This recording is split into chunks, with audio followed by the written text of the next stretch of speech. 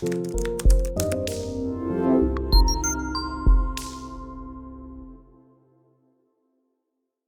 I wanted to start off the year by sharing 3 things that you can do in your business right now, that you can add in your centers right now to help you with quality and to help you with offering the best possible value and care for your customers. So strategy number 1 is start a Facebook group for your parents. Now, you may already have a Facebook group for your parents, for the customers in your center, and that's amazing. But I wanted to dive into this a little bit more because it's another thing having a Facebook page for a Facebook group page for your customers, but it's another thing to know how to use it well and how you can use it to your advantage. So anyone that has paid that is a customer of yours should be in a small community with other paying customers. So every time someone signs up in your program, it's a great idea to refer them to your Facebook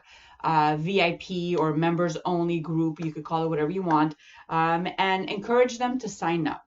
And these days, everyone has a Facebook page. Everyone is on Facebook. So it's not something that is totally unreasonable, right? So add them in the group, request to join. You should be the only admin, you or your assistant, or maybe you want to give this off to one of your educators or staff members. But the thing is that you should have one admin that is accepting all your brand new members, making sure that they are properly screened, because the last thing you want is to add people in your group that are not a part of your, your business. They're not paying customers. Every time someone leaves your program, every time someone, let's say, graduates and moves on to school, you should definitely do a kind of like a cleanup or an inventory and just take them out, because the things that you're going to be posting in your group are really designed for your customers. You might want to post pictures or videos, and you don't want to be doing that when you have non-paying customers or customers that have already moved on to another center or school, to be, to have access to this information. So what is the point? What is the purpose of this Facebook group? Well, it's very simple, okay? There's a few things you can do with a Facebook group. Number 1, everyone is right there. Like, everyone has access to you, and you have access to them in one small group. You're not looking for, phone numbers and email addresses. Everyone is right there. So if you want to, let's say, remind them that payment is due, if you want to make sure they know that, let's say, tomorrow it's, everyone wears a specific color, or whatever's happening in your center, everyone is right there with the click of a button. Everyone has gotten informed. You can also make sure that you keep the group fun and engaged, right? You want to make sure that you're not wasting their time. You don't want to be over posting, but you don't want to be under posting as well. So I think once or twice every week is a great idea. If there's more things that are happening in your center, by all means, post a little bit more. But once or twice a week, I think it's a great place to start. What kinds of things should you be posting? Well, fun things, okay? So a few things that I've done in my childcare business that really, made things fun and the parents really appreciated them, were just simple things that offered value to them. So let's say we decided to have a Zumba teacher come in and do Zumba with the kids. A lot of the parents, they're busy. Parents are busy nowadays, right? So a lot of parents may not take the time to read your newsletter or read your bulletin board. So I would take my phone and go live and talk to the parents and tell them, it's this and this time, and we have the Zumba teacher come in, and here's a sneak peek as to what your kids are experiencing right now. As you're working or you're home, this is what's happening right now in our center. And the engagement was off the wall. Like, it was amazing. Parents were so happy. They got to get to see their kids throughout the day. So even if, let's say, they were at a job, they were stressed out or feeling down, or maybe they missed their kids, there you go. There's a nice little video specifically for them in the Facebook group for parents only, where I would go live and I would, video, record whatever was happening in their center. So let's say they were doing a fun painting activity or Zumba class or yoga, or they had a cooking activity with their teacher, whatever that was happening that I thought the parents would love to get a glimpse of, I would go live in the group. I would share articles and, information that would help them on separation anxiety, or how to get your kids dressed up in the morning quicker so you're not losing your mind, or anxiety in kids, or potty training, or just anything that really related to parents with young kids. I would find an interesting article once a week and post it in my group, and the parents loved it. If we tried something new in our menu and the kids absolutely loved it, we would share the recipe in our Facebook group so that the parents can try it out in the weekend. And what else did we do? We did a bunch of little stuff, reminders of important dates, special events coming up. If we had a magician come in, or let's say we had an outing to go apple picking, always keeping them in the loop. A great thing that happened in this little group that we had was that parents started to chit chat with the other parents that were in the center, and they created friendships, and they would set up play dates in the weekends and after hours. It was amazing. There's so many little things you can do in your Facebook group that don't entail only posting about payment is due. So use your imagination. You know your customers best. What types of things are they looking for? What types of things can you add in their life to add more value to it? And they will really appreciate it. That's for sure. Another great pro of having a Facebook group that you are the admin of is that they get to know you a little bit better. Because if you are an owner or a director of a business, a center that is pretty big or pretty huge, or maybe you're someone that doesn't necessarily go into work every single day, this is a great way to stay on track with your customers. It's a great way to stay informed. It's a great way to let them know what's going on in your center. And it's also a great way for them to get to know you, because the last thing you want is for your customers to never see you in the office, never see you in the hallway, never see you, hearing your voice or chit-chatting with you. The only time you do it's when you need the payment. And you don't want them to feel as though their child is just a registration fee and that you don't care about anything else, right? So this is a great way you can add value in your business in 2020. Second thing I wanted to discuss with you is glamming up your newsletters. So whether you are, someone that enjoys passing out a newsletter monthly, weekly, every 2 months, every 6 months, every 3 months, whatever that is for you, make sure you're consistent with it. So if you're not familiar with a newsletter, it's just very simple. It's basically a newsletter that you pass out to your customers or anyone that is signed up to receive updates, special events or whatever's going on in your center. So this is easily set up on your website, right? When someone lands on your website, a nice form would pop up encouraging them to give their name and their email address. And once you have that, then you have them in your system, you have their contact information. And the types of things that I would post in my newsletter are not necessarily things that only focus on the kids in my care. I would try to keep it general and really informative and fun and easy to look through. Think about those newsletters or those emails that you get once you sign up for promotions from, I don't know, your favorite boutique or grocery store or whatever it is, right? You want to keep it fun. You want to keep it light. You don't want to always be, promoting that you're looking for kids or that you have this many spaces available. You want to make sure that whoever opens up your email is going to receive some value, that is going to see kind of like a sneak peek as to what they can experience if they decide to sign up their child in your center. So a few things that you can have in your newsletter, important dates. So let's say you have, you're hosting, I don't know, a community barbecue in your backyard in the summer, or a corn roast, or if you have open house dates, maybe you have, a night where you are interviewing potential staff or educators to join your team. Whatever important dates you have set up in your business, this is something that you can definitely add in your newsletter. Special events that are happening, an open house.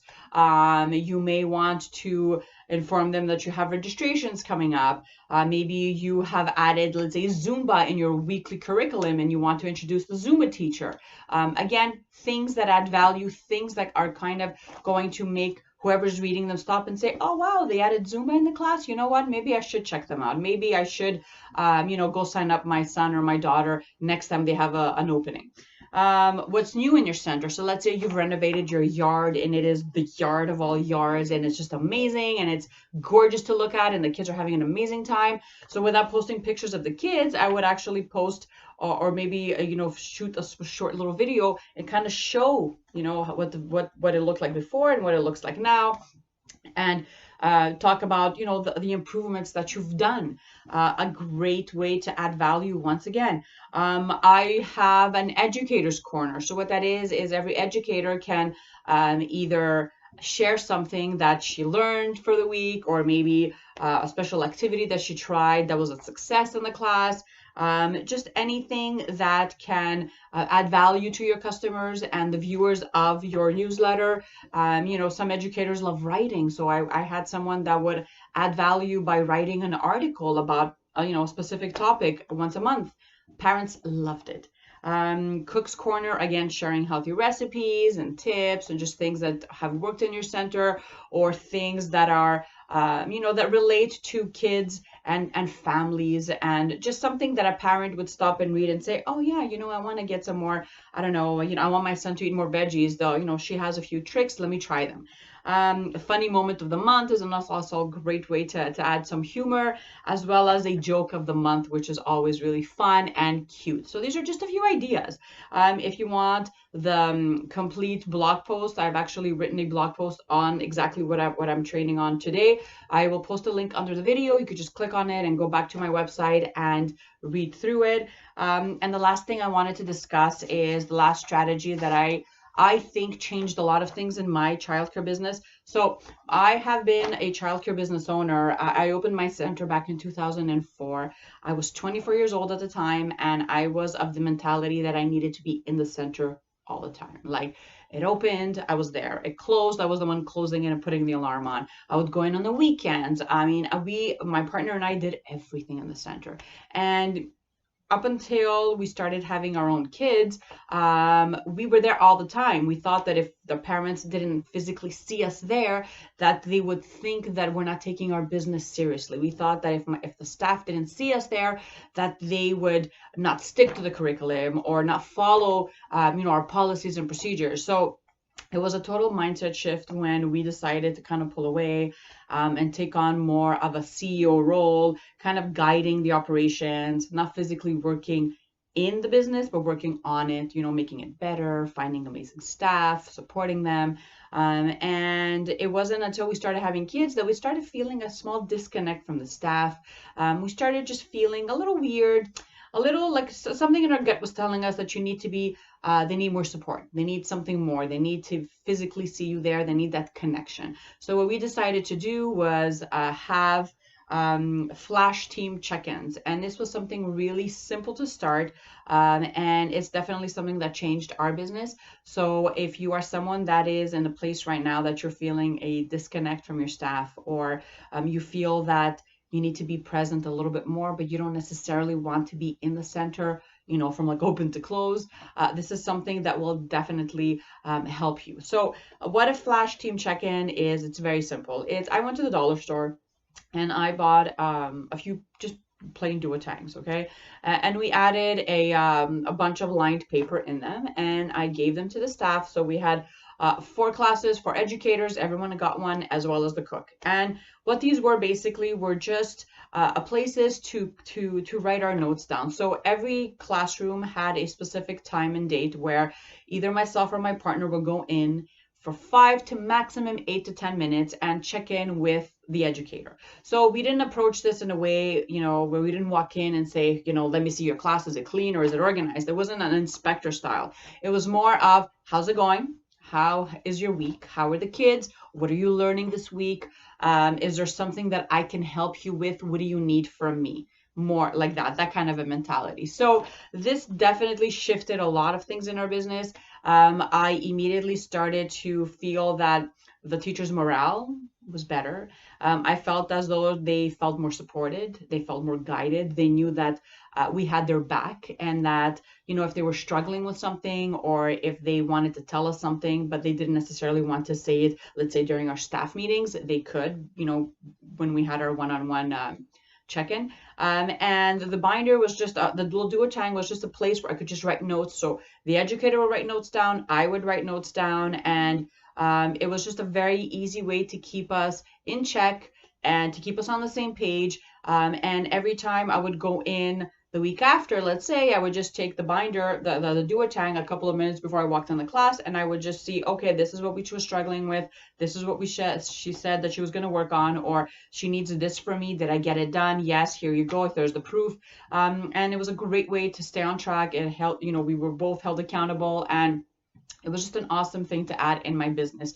And the point here is this, that if your staff is feeling supported and they feel as though you have their back, and that you are coming from a place of servitude, that you want to serve them, you want to help them grow and support them, and make sure that they love showing up to work every single day, then great things are going to happen. They're going to start feeling better. Their energy is going to be so much better. And when their energy is better and it's like on a higher vibe, let's say, if they're coming in with a higher vibe, that they're just inspired to be in the center working with the kids, then their work gets better. And when their work gets better, then guess what? The kids get amazing things out of it. The staff do as well, the team, as well as the parents.